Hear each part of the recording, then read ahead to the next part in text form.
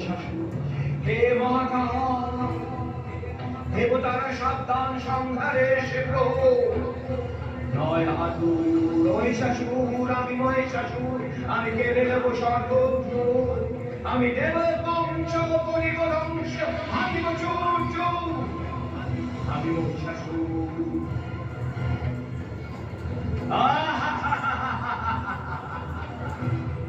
কোথায় পলাইল দেব সকল, স্বর্গে লইলাম আমি দখল। অসুর হইয়া ঈশ্বর গোরাজ, মহিষাসুর হইয়াছে